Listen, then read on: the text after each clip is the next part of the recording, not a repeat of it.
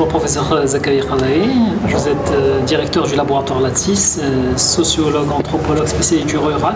Je voudrais que vous nous parliez aujourd'hui de la reconstruction post-séisme du Grand Atlas. On a fait le constat aujourd'hui, un an après, que le programme n'a pas fonctionné comme ça a été annoncé au départ. Pourquoi, à votre avis, ce programme a connu des difficultés dans sa mise en œuvre ? Je pense qu'il y a plusieurs facteurs qui peuvent l'expliquer. Enfin, d'abord, le fait qu'on a fait des scénarios en fait, de reconstruction de l'habitat. Les scénarios qui étaient au départ, c'est des scénarios un peu privilégiant le respect des habitats locaux, des savoirs locaux, construire avec les matériels locaux, avec les gens ce qu'ils veulent. Très vite, je pense que dans le feu de l'action, on s'est rendu compte que c'est un temps qui est très long. Et du coup, on a cherché aussi quelque chose qui peut aller plus vite.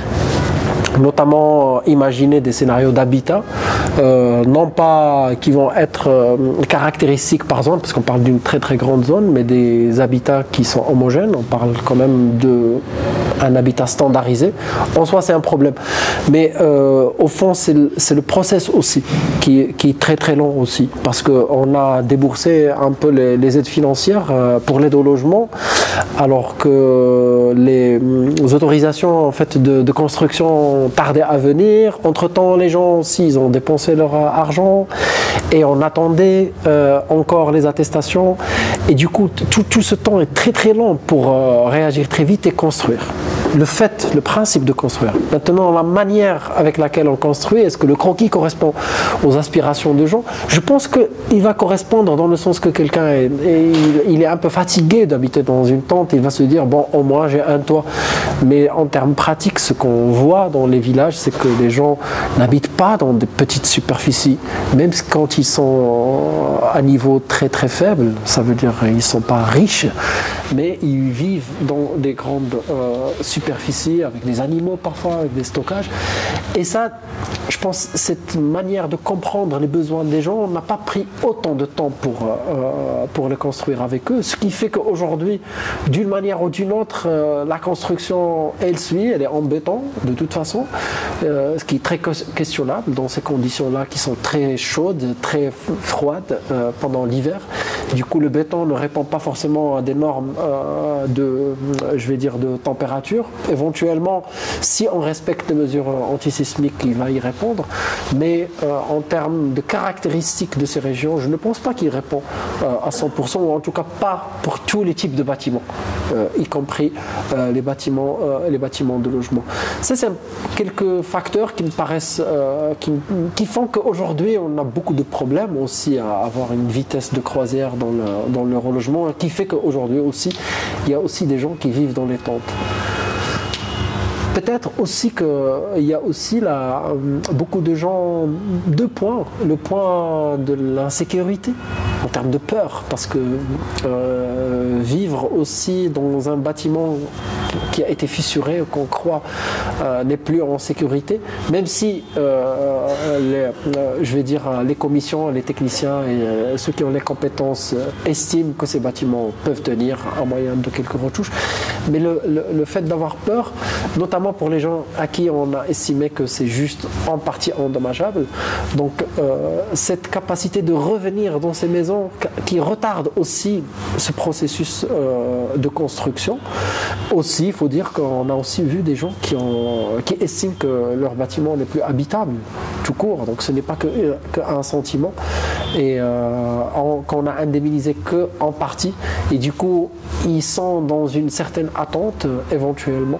Donc ça, je pense, c'est un élément qui me semble retarder le process, mais aussi sans questionner le process lui-même pour comment reconstruire.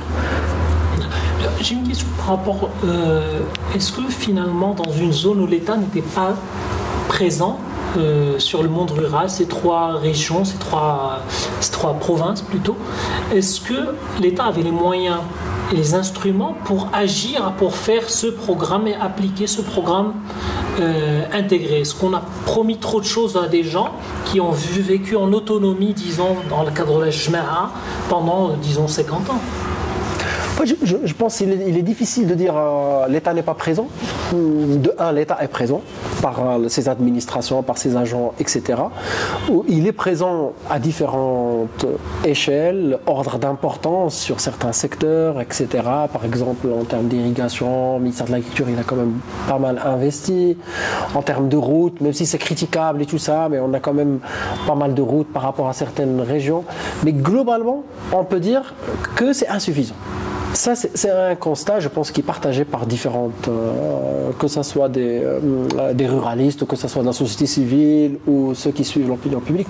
Je pense qu'aujourd'hui, le séisme, il a montré que, je vais dire, la politique publique envers cette zone, elle est insuffisante en termes d'infrastructure, même si on a beaucoup investi, mais c'est insuffisant. En termes de services publics, qui est très très souvent loin du quotidien de ces personnes-là. Et du coup,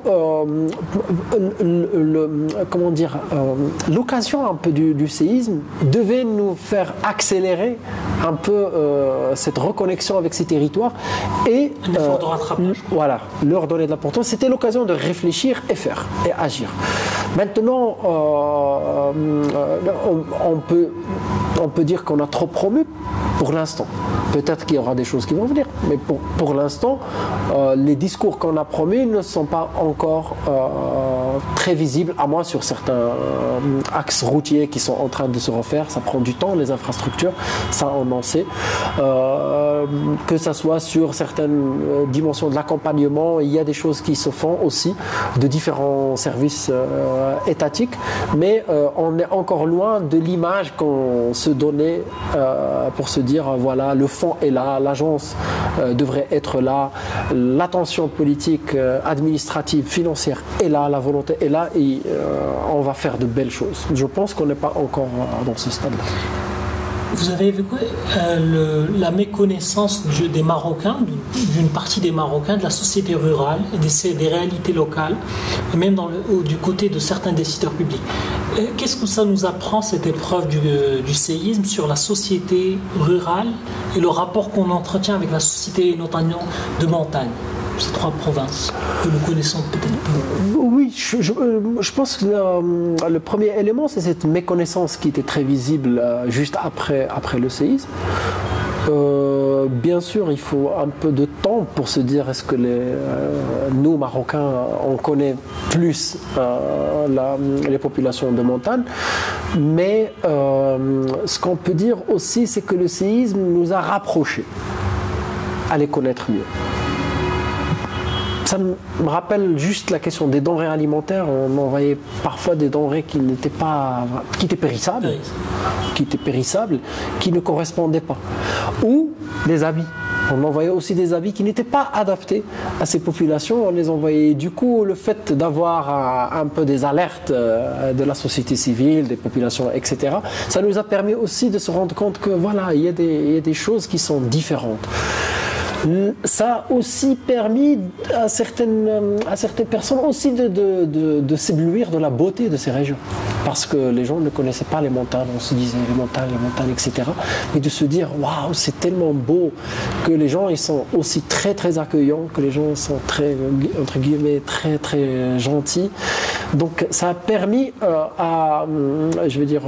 aux Marocains de mieux connaître. Maintenant, est-ce que ça a permis à certains décideurs, agents de l'administration de mieux connaître? Je pense que ceux qui travaillent dans les montagnes le connaissent, parce que c'est leur quotidien. Donc je ne dirais pas qu'ils ne les connaissent pas, au contraire, ils les connaissent très très bien, comme les chercheurs, etc. Maintenant, est-ce qu'on connaît suffisamment pour adapter notre manière d'agir? Ça, c'est la question. Une dernière question qui est plutôt liée à ce qui s'est passé à Tata et dans la province du sud-est, plus ou moins.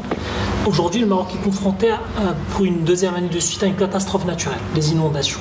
Est-ce qu'aujourd'hui, ces zones qu'on disait délaissées, est-ce qu'il ne faudrait pas revoir un peu les aménagements territoires, la prise en compte face à la fois au changement climatique, au dérèglement climatique et à cette fragilité de ces territoires? Je sais que c'est une question très vaste, mais je ne sais pas si...